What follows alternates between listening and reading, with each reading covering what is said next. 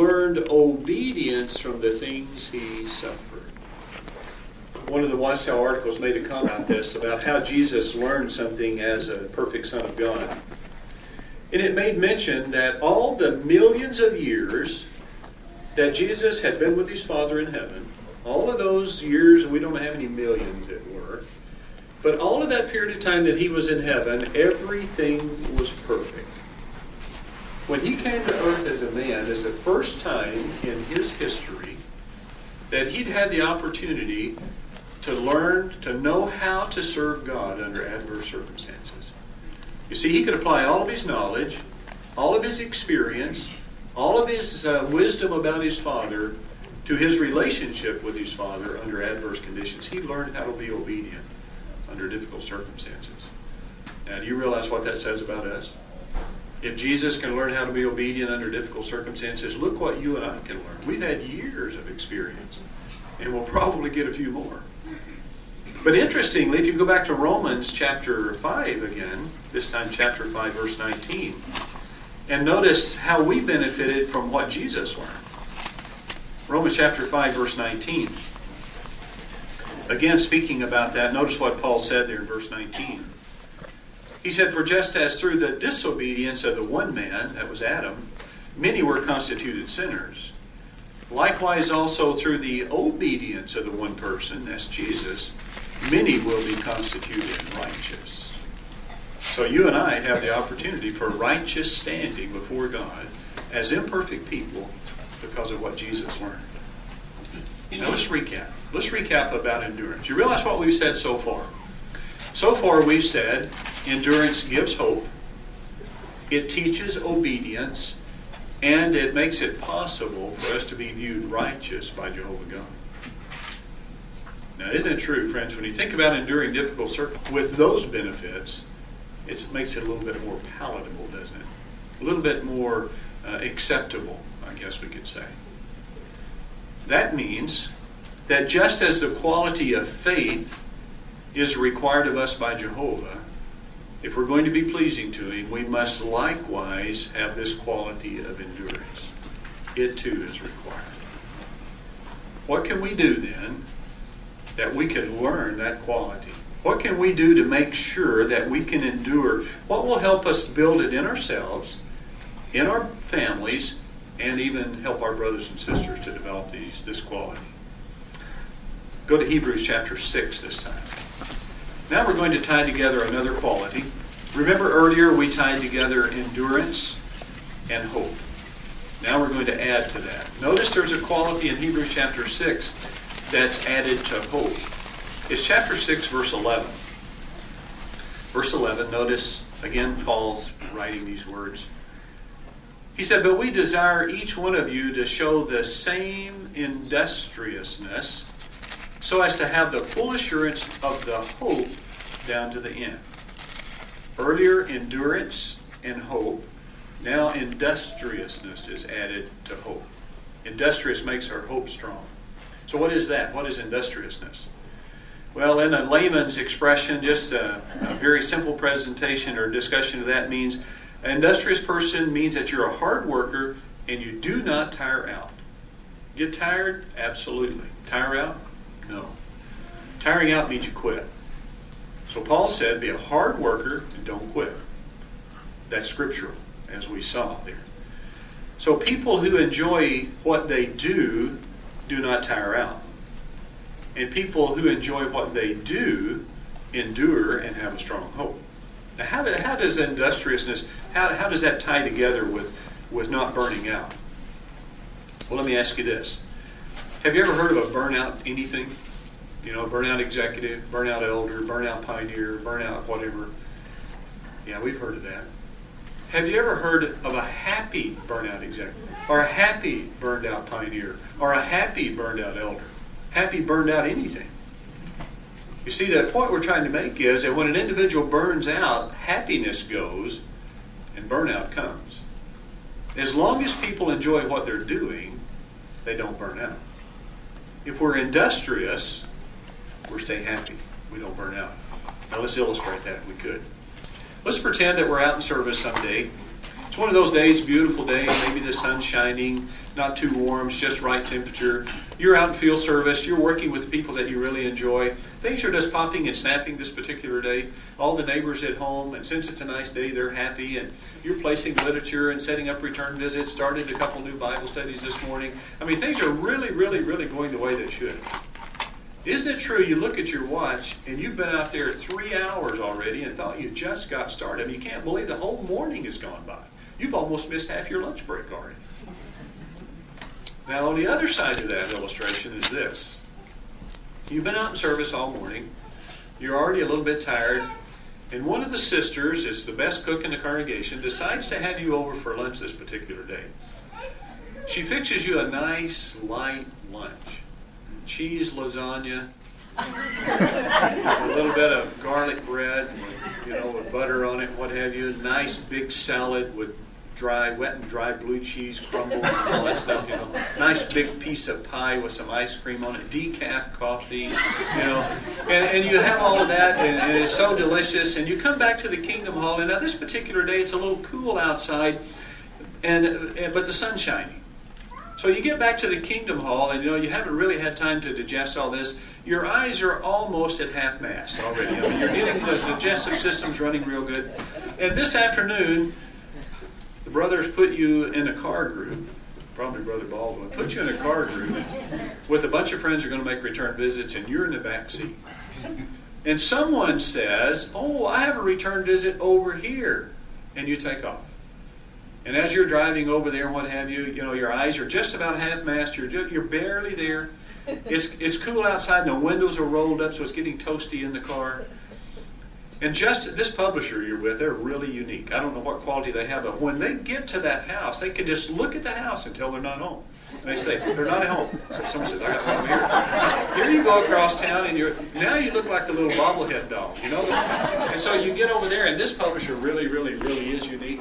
They look at that house and say, "Wow, they've moved." And someone says, "I got true." Isn't it true, friends? You look at your watch, you think you've been out there for a week already. It's only been about 15 or 20 minutes. I mean, isn't it true? The day just drags on. Now, here's our point. If we're just dragging around in Jehovah's service, just kind of dragging around like the last half of that illustration, when will the new world get here? Isn't it true? It's going to be such a long time. It's going to take forever, as it were, for the new world to get here. Did you know some of our brothers and sisters only go in service, and sometimes it's by choice, sometimes... Did you know some of our friends only go in service enough to hate it? Now, really, how long can you endure something you hate? I can tell you, not long enough. Not long enough. So you see the application? If we're popping and snapping and doing that, if things are going the way they should and we're doing what we should be doing in Jehovah's service, isn't it true this old system will be gone, we'll be in the new world, and say, "Wow, what happened to the old system of things?" Isn't that what we want? See, industriousness is a quality that has everything to do with us maintaining our joy, which has everything to do with us keeping our hope alive.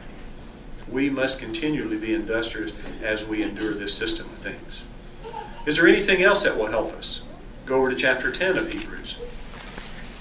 Look at verse 38 and 39.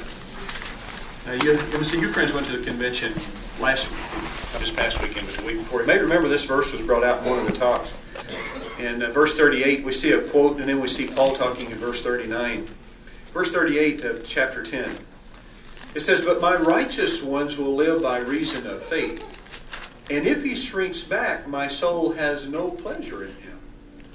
Paul said, "But now we're not the sort that shrink back to destruction, but the sort that have faith to the preserving alive of the soul." Now, why is it that Jehovah speaks so strongly in verse 38 that if an individual shrinks back in his service, that he doesn't take pleasure in that individual anymore? Let me put this disclaimer in. When we're talking about shrinking back, we are not talking about people who have gotten old and can't do what they used to do. We are not talking about individuals who had serious health problems or have serious health problems and can't do what they'd like to do or what they used to do. And we're not talking about individuals who had accidents and are hurt and lame or whatever and can't do what they used to do. What we're talking about is not being whole-souled. Interestingly, this verse could apply to someone who used to be whole-souled and who no longer are. Or it could even apply to someone who's in the truth and never been whole-souled and should have been. Still, it fits the description of shrinking back from responsibility. So when Jehovah says he doesn't take pleasure in someone who shrinks back, that's the type of individual he's talking about. So why is he so strong about that? Why does he feel so strongly about it? Well, let's see if we could illustrate it this way. If you would, think of your favorite suit. You sisters and you brothers, just think of, you have a favorite dress or a favorite suit or whatever. It's your favorite for a number of reasons. Now, when you think of this garment, it's your favorite suit because it's the right fabric, it's the right design, perhaps it's the right designer, it's the right cut, it's the right style, it's the right color. This garment is you. Now, let's pretend that we send it to the dry cleaners. When you get it back from the cleaners, they shrunk it just a little bit. You know what I'm talking about? It fits tight right around here and kind of here, kind of, uncomfortable feel. You know what I'm talking about, don't you? So as it feels that way then, is it true that you still take the same pleasure in it that you did at one time? Isn't it a fact, brothers and sisters, that we will give away or throw away a suit that's shrunk just a little bit because we no longer take pleasure in it? Did you know it's the same cut, the same fabric, the same design, the same designer, the same style, and the same color as it was before? But we no longer take pleasure in it because it's shrunk just a little bit. Does that help you to appreciate why Jehovah says what he does? Really, when you think about it, how do you feel when you shrink back in Jehovah's service? You like yourself? Been there, huh? I don't like myself when I do that. See, so we understand why Jehovah does not want us to shrink back in our service. So the moral of that story is, don't compromise anything. Do not compromise. Do not draw back. Do not become overwhelmed with shyness or whatever. Just simply do not compromise. Serve Jehovah with everything you got, and he'll always find pleasure in us. So is there anything else that we might be able to look at that would help us to endure? Go to James chapter 1. In James chapter 1, let's just read 2 or 3 verses together. It's actually verses 2 through 4. And again, we see that endurance is mentioned in these verses. In verse 2, it says, "Consider it all joy, my brothers, when you meet with various trials, knowing as you do that this tested quality of your faith works out endurance. But let endurance have its work complete, that you may be complete and sound in all respects, not lacking in anything." I want you to notice in verse 4 that it says endurance has a job assignment. Did you catch that? It says it has a work assignment. Do you see what it was? It says endurance job, our work assignment, is to make us sound and complete and not lacking in anything. Now, what if we stopped every trial or every test that we had come upon us in some, let's say, unscriptural way? When would we ever learn to be complete or sound, not lacking in anything? One example is in a recent Watchtower said that some people face a real enduring situation. They want to get married and they can't find someone in the truth to marry. So instead of letting that enduring situation make them complete and sound in all respects, not lacking in anything, they may try to end that by marrying an unbeliever. Now, we could think of many examples. That was one in a recent magazine. Can you see why we need to endure trials and tribulations? We need the benefits of what comes from that. We as well need to experience the joy of faithfulness, which means that we wouldn't catch ourselves praying to Jehovah to take away this trial or tribulation necessarily. You remember in the concentration camps, their friends were there and they said they never prayed to be released. They prayed for endurance. Why? They knew they probably weren't going to get released. And isn't it true that trials and things that we endure today, they're not going to end in this system of things? We can pray for the end to come, but we can't even be too overly excited about that because there's still people who need to come into truth. And so we pray for endurance. We pray for the qualities, pray for the wisdom, pray for the strength to be able to endure and learn whatever it is we're supposed to be learning from that. Now, you may find yourself like me. I'm very, very well aware that when I'm going through anything, whatever it might be, that I'm supposed to learn something from it. So I do catch myself praying to Jehovah sometimes, please help me to be a quick learner so we can get this over with. You may find yourself doing that as well. And I sure hope that's an appropriate prayer, because it comes in frequently in my place sometimes. But you see what we're talking about with endurance? It's somewhat like getting physical exercise. You see, when we're enduring difficult circumstances, we are exercising qualities, Christian qualities that need to be exercised. And did you know we're also building Christian qualities that we didn't know that we needed to exercise? We're adding new ones that we didn't even know we needed to add. It's like that physical exercise program. Have you ever started a new physical exercise program? You haven't been on one for a while, and now you decide to start exercising? Wow. Isn't it true you have sore muscles in places you didn't even know you had places, let alone muscles? And that's the way endurance is. We develop qualities we didn't know that we needed to develop. I saw a time-lapse photography thing one time that kind of caught my attention. And it was of a cocoon when it was making the transformation to the butterfly stage. And they had a time-lapse photography, and they showed this, all of the stress and all the straining that this butterfly went through to get out of the cocoon to become a butterfly. And when you saw all of that stressing and straining and going on, and all the strength and all the endurance it had to put up with, it made you just compassionately want to help it.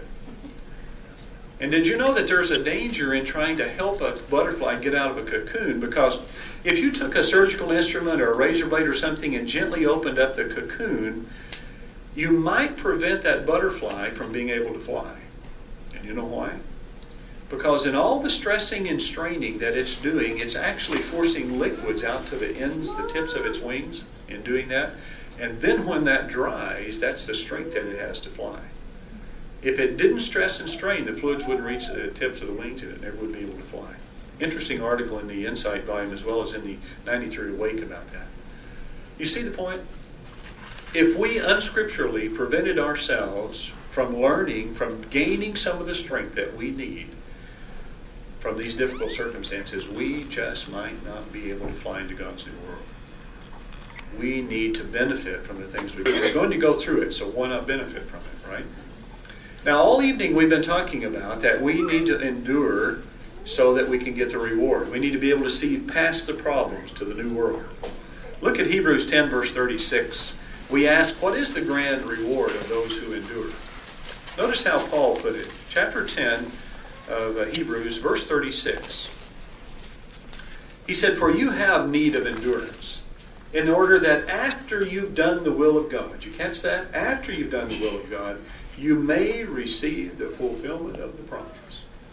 Friends, we know what the promise is. Everlasting life and paradise on earth in perfection for the majority of us. For some still alive on the earth, reign in heaven with Jesus Christ. The reward is outstanding.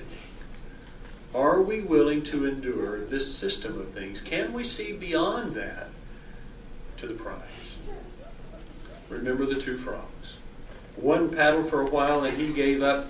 He did not endure. The other one paddled and paddled and paddled, and he endured, and life turned out just as smooth as butter for him.